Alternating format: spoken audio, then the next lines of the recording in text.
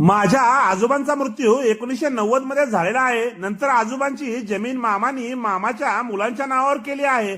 आज माझी आई हिस्सा मागत आहे, तर आजोबांची जमीन माझ्या आईच्या नावावर होऊ शकते का?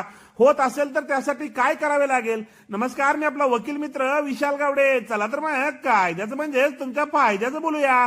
या प्रकरणामध्ये आजोबांची जमीन मामानी स्वतःच्या नावावर करून घेतली आणि प्रश्न विचारण्याने आजच्या आईस कोणतीही विचारणा केली नाही, कोणताही हिस्सा दिला नाही व त्याच्या आईने हक्क सोडपत्र सुद्धा लिहून दिलेले नाही. त्यामुळे मिळकत वडिलोपार्जित असेल तर प्रश्न विचारणाऱ्या आईला हिरवाणी न्यायालयामध्ये वाटपाला दावा दाखल करता येतो. महसूल दप्तरी किती फेरफार झाले, बदल झाले, कोणाची नावे कमी झाली किंवा कोणाची नावे सातबाराच्या उतारावर आली, यामुळे अस्तित्व असलेल्या व सोडून न दिलेल्या कोणाच्याही व्यक्तीच्या हक्कावर फरक पडत नाही. कायद्याने एखाद्या व्यक्तीला कायदेशीररित्या हक्क प्राप्त झाल्यानंतर ते हक्क जोपर्यंत ती व्यक्ती सोडून देत नाही किंवा ट्रान्सफर करत नाही तोपर्यंत अस्तित्वात राहतात आणि ते हक्क कधीही अंमलबजावणी करता येतात.